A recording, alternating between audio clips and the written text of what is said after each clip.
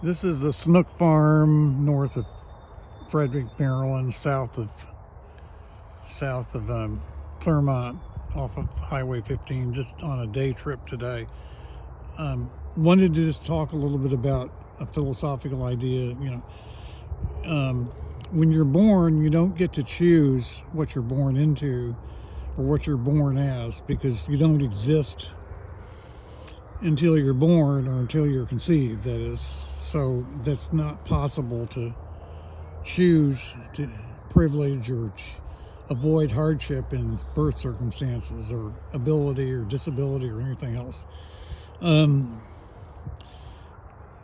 can get into the idea of reincarnation if you want to, maybe the Monroe group, or something like that. You can get into their ideas if you want to, but generally on this earth you don't exist until you do, so you don't get to choose that. So until you deal with what you're born into, you can only be judged on how well you deal with what you're dealt.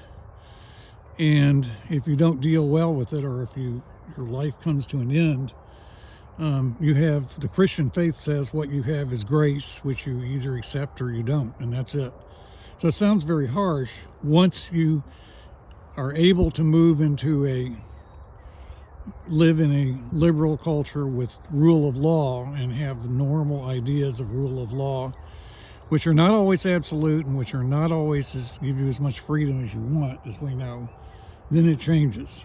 And then how you behave and the choices you make and your ability to answer for your own decisions becomes more important. That's not absolute.